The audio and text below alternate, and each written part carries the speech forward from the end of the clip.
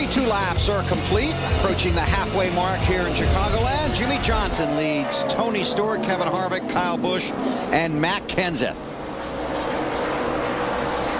And a strong run for Johnson. Got his only Busch Series win here. Has never won in a Nextel Cup race. 5 starts, never worse than 6th. Here's our Miller Lite race fact. Chevy has won 5 of the 6 races at Chicagoland and 3 straight since 2004.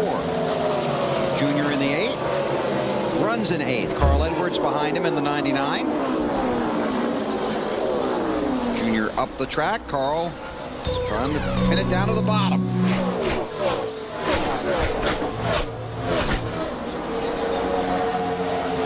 Halfway here at Chicagoland, Johnson leads. Check with Lindsay.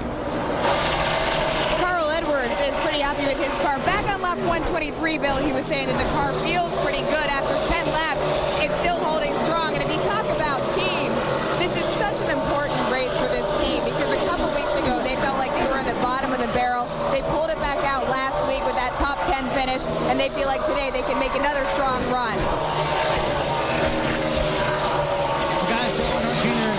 And Junior on the radio was funny a moment ago. They asked him how the car was. He said, well, let me see. We got no rear grip and we got no front grip. Anything else you want to know? Just, I think everybody's dealing with this, guys. The track is slick, and you've heard a lot of guys say there's just no grip out there on the racetrack right now. Hey man, you can pick out any car just about now and watch them and see that. And you see how they're fanning out? They're all trying to stay away from each other right now because there is no grip. So they're looking for the racetrack that they can get something aero-wise through the corners. Since there is none, like Wally says, since there's no grip in the track itself, they've got to let the air force the car down into the racetrack. And that's why they do spread out when they get to the corner like that. They've used up all the racetrack from wall down to the if these guys could get it in on the flat and keep it going straight on the flat, they'd be running on the flat using that new asphalt right now.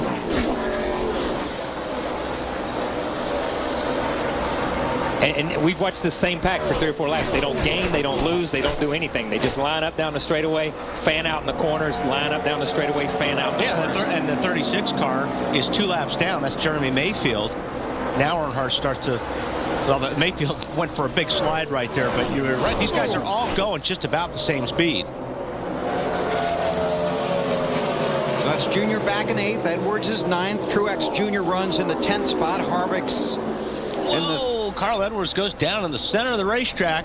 He's in the middle, but this is where you've got to use all the racetrack on the exit. So Carl has to file back behind the 8-car of Earnhardt. And Jeremy did a good job giving him room to race because he had already did his slide for life down here in 3 and 4. He didn't want to do it with those 2 guys on the outside of him. Paul Menard has returned to the race. He's 131 laps down. We've only run 138. Let's get an update on Harvick's situation. Ralph? Well, it's not too good behind the wheel of the number 29, although it looks really good on the scoring chart as he sits here running very solid right now in 3rd. But listen to what Kevin is saying on the radio. Just what I'm saying is whatever you're doing, quit doing it. Yeah, for that time there, we went back and put wedge in, so that's not the way we got to go either. We're going to get some air in the right front tire next time. That's the only thing we hadn't done. So I'm just telling you, every adjustment we've made has either not done anything or made it worse. Well, at this stage of the game, what they're looking for is a lengthier pit stop opportunity, hopefully a caution to come around to readjust this car back to where he needs it to be.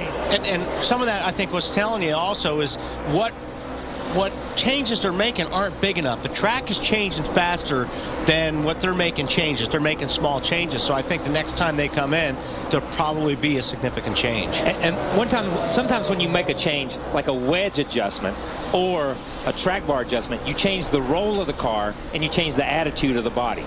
And you lose a little bit of that aero tightness that you have, or that aero looseness, whichever way you want to go. When you make an air pressure adjustment, it really doesn't pick the right front corner up any. It just stiffens that corner from a shock perspective, or excuse me, from a spring rate perspective. Yeah. So what they're saying is, everything we're doing, what Kevin said was, everything you're doing is wrong. Yeah. Okay, so let's quit doing that, and let's go somewhere else. And Barrier's saying, okay, we'll go to air pressure next time. So I think they're searching. And same old thing. It's like we said. He's screaming how bad it is, and the whole time he's running what? Fourth. Yeah. But that's Kyle Busch. Hey, Richard Petty. Oh, wait a minute. I'm sorry. You're Kyle Petty. That's it. But here's the thing that I'm seeing. The way this race is going, we're already past halfway. We've only had one caution. Right now, we're down to a 2-stop race. They may only get 2 more opportunities to get it right. No, you're exactly right, Larry. That's what I was saying. A minute ago, the 29 car changed the complexion of the race. And if they continue to do what they're doing here, continue to run under the green conditions, you are down to a 2-stop race. And these guys that are off a little bit right now, they're just getting farther behind. They need a caution to catch up. But that's why you're going to have to make these next 2 stops count. If you're going to make changes, they better be big changes. It's also warmer today than it's been all weekend. Track a little bit more slick, less grip, more fun to watch. Johnson leads the USG Sheetrock 400.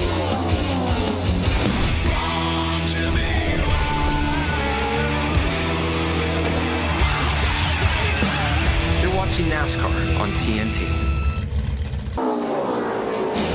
Back at Chicagoland Speedway, Jimmie Johnson, your leader, 148 laps into this race. And let's take a look back at some of the more important moments of the race alongside Larry McReynolds here. And Larry, we saw Dale Earnhardt Jr. miss pit road. We saw him bump into the wall at one point. Hasn't been the best day for him. Probably the biggest moment of the race.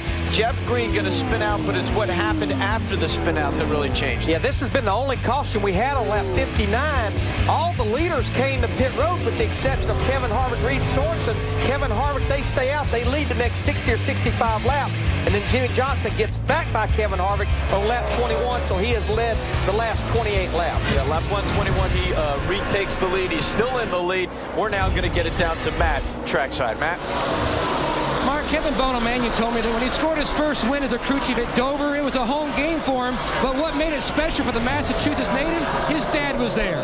For interim crew chief here on the 48, Ron Malik, this is a home turf game as well. He graduated high school about an hour from the racetrack at Warren County High School, Gurnee, Illinois. This is a special place. They've never scored, though, a Nextel Cup win. If this interim crew chief could get a win today, he'll do it with his dad, Ralph, here in attendance. It could be a big afternoon for Jimmie Johnson and his fans as Johnson continues to lead at a place he's never won, Chicago. More after this.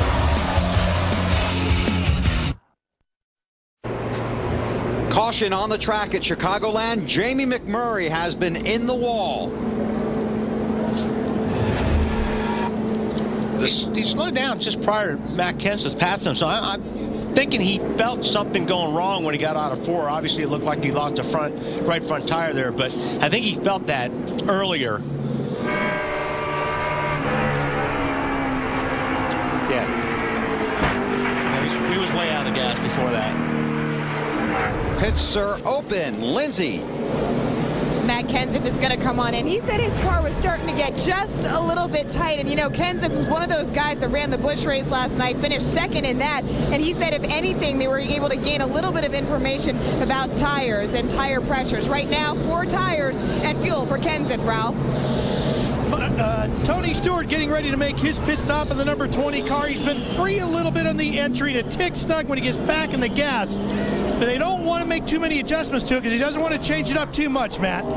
Gas man Rich Katir has already made the wedge adjustment. On the last wedge adjustment, Jimmy said, as the 20 of Tony Stewart will beat him off pit road, said the fact that the car just was too sensitive over the bumps, Marty. Dale Earnhardt Jr. said the only thing that bothered him about that last one is at the beginning they were a little bit too loose. At the end, they were very fast. So to fix that loose condition, they had half a pound to both left side tires, trying to make them take off a little bit quicker, Bill. Thanks, Marty. Saw a tire get away down there. It was the one car's tire, but if you watch this, he runs back across. It's in the pit box before the one ever leaves. So it'll be interesting to see how they judge that, because most of the time when it goes across, it's a penalty no matter what. But that car did not leave the pit box. They were thinking about it. They didn't let the car leave the pit box until all the equipment was back where it needed to be. Tail end of the longest line for Martin Truex Jr. after that tire got away. That 0-1 right there, Mark Martin. He's the lucky dog.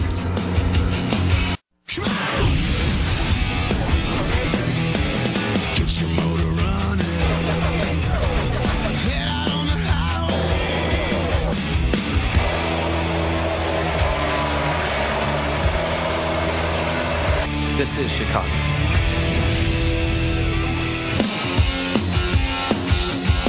NASCAR Nextel Cup Racing from Chicagoland is brought to you by UPS, proud sponsor of Dale Jarrett's 44 Toyota.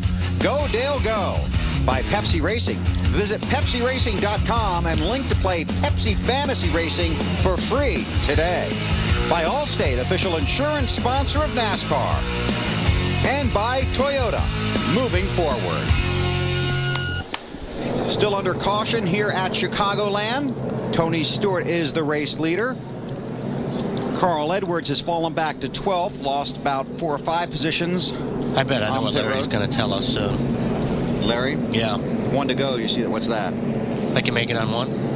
Up that calculator, if you look down there. I see the smoke coming from the TNT stage. Yeah. You see that smoke coming. There's more smoke off that than there was off the 15 when he had trouble. It's a pretty simple plan here, guys, because they all pitted at lap 155. That's 112 to go. That means they have to make 2 runs of 56 laps apiece, which I think is borderline. The good news is, though, these cautions we've had since they pitted, that will buy them a little extra time there because it's about 2 to 1 cautions to green. And Larry, you know what he was just doing? Topping off. There you go. And Larry's going to halfway commit to that. Hey, Larry, let me ask you a question.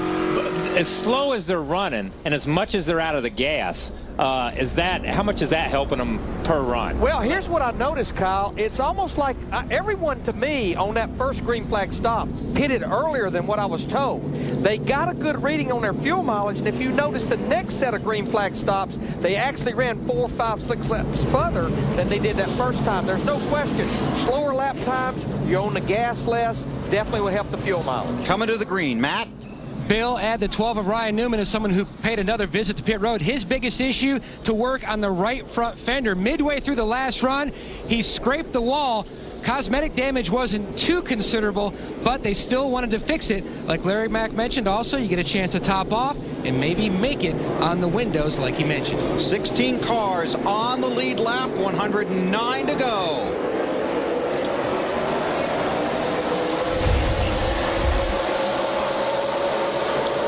That's back in the pack there. We had a little bit of a no-no with guys starting 3 wide. The 6 and the 40 car. I don't know what NASCAR will do about that. Carl Edwards lost about 5 positions during that stop. Had a little trouble with the lug nuts on the right front. Kent's up on the bottom, trying to get past the 48 and also the 42, which is 1 lap down. Montoya. Tough to beat that momentum on the high side, though.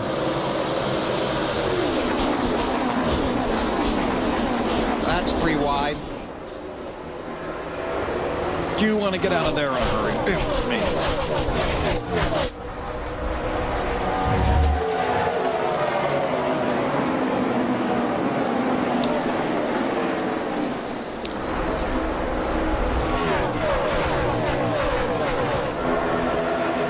So Johnson in second, Kenseth in third.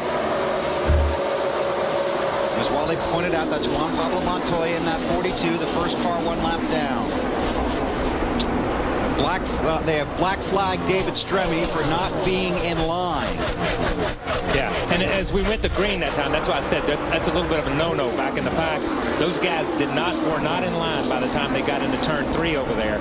You've got to be in a single file line. These guys are trying to stay in line here and knock each other out of line at the same time. But that was the call behind Stremme, and I'm not sure Stremme was in the wrong there.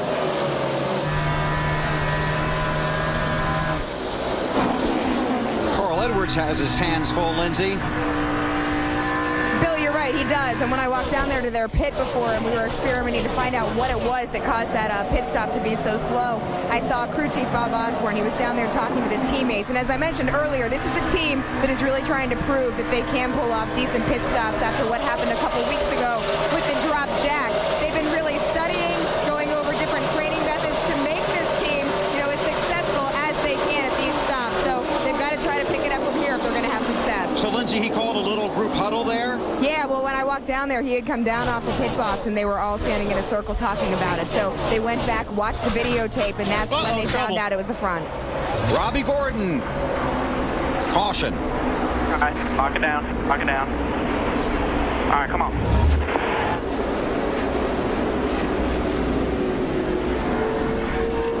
We're done. Robbie was running back about 35th. He's all up there. He was on by himself. He just got away from it. You see it wobbled a little bit in, like it was loose getting in a little bit.